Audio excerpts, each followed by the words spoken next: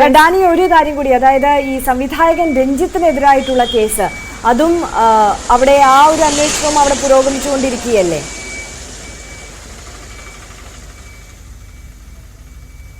രഞ്ജിത്തിനെതിരായ കേസിന്റെ തുടർ നടപടികൾ പുരോഗമിക്കുകയാണ്. അതിൽ കൊച്ചിയെ ബന്ധപ്പെട്ടുകൊണ്ടുണ്ടായിരിക്കുന്ന ഒരു അപ്ഡേഷൻസ് എന്ന് പറയുന്നത്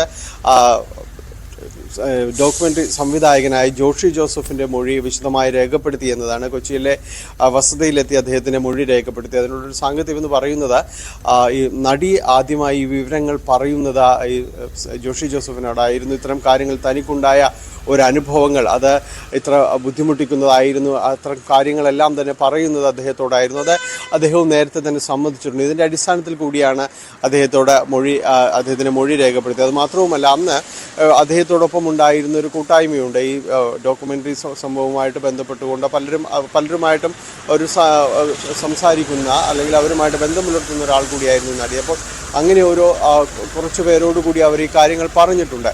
അവരുടെ കൂടി മൊഴി രേഖപ്പെടുത്താനുള്ളൊരു സാധ്യത ഇക്കാര്യത്തിൽ നിലവിലുണ്ട്. ഒപ്പം തന്നെയും രഞ്ജിത്തിൻ്റെ കൊച്ചിയിലെ ഫ്ലാറ്റിൽ ഒരുപക്ഷെ തെളിവെടുപ്പ് നടത്താനുള്ള ഒരു സാധ്യതയും നിലനിൽക്കുന്നുണ്ട്. ആ കേസും ഈ കാര്യവുമായി ബന്ധപ്പെട്ടുകൊണ്ട് മുന്നോട്ട് പോവുകയാണ്.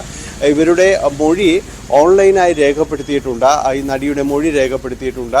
അത് നേരിട്ട് അവരുടെ മൊഴി രേഖപ്പെടുത്തും എന്ന് തന്നെയാണ്, വിശദമായ മൊഴി നേരിട്ട് തന്നെ രേഖപ്പെടുത്തുമെന്നാണ് മനസ്സിലാക്കുന്നത്. അതിനുവേണ്ടി അന്വേഷണ സംഘം കൊൽക്കത്തയിലേക്ക് പോകാനുള്ള ഒരു സാധ്യതയുമുണ്ട്. ഏതായാലും ഈ കേസുകളെല്ലാം തന്നെയും പ്രത്യേക അന്വേഷണ സംഘം നിരീക്ഷിക്കുന്നു. അതിൽ ഇപ്പോൾ നടി നൽകിയ ഒരു പരാതിയിൽ, അത് ഈ കേസുമായി ബന്ധപ്പെട്ടല്ല, 7 പേർക്കെതിരെ നൽകിയ പരാതിയുണ്ട്.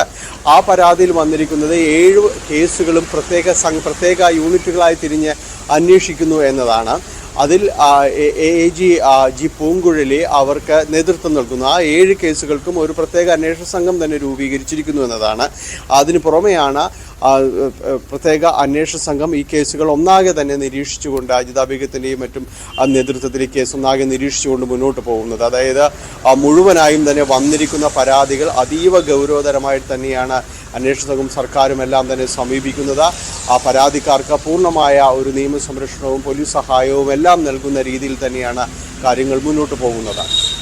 തീർച്ചയായും ഡാനി പോളാണ് കൊച്ചിയിൽ നിന്ന് സമഗ്രമായ വിവരങ്ങൾ നൽകിയത്. എന്തായാലും കൃഷ്ണേന്ദു, നടിമാർ നിയമപരമായി നീങ്ങിയവരുടെ പരാതിയിൽ എന്തായാലും അന്വേഷണം പുരോഗമിച്ചുകൊണ്ടിരിക്കുകയാണ്. സംവിധായകൻ രഞ്ജിത്തിനെതിരെ, നടൻ ജയസൂര്യക്കെതിരെ, ഇടവേള ബാബുവിനെതിരെയൊക്കെയുള്ള അന്വേഷണങ്ങൾ അത് ഏത് തരത്തിൽ പുരോഗമിക്കുന്നു എന്നതിൻ്റെ ഒരു സമഗ്രമായ ചിത്രമാണ് ഡാനി പോൾ നമുക്ക് നൽകിയത്.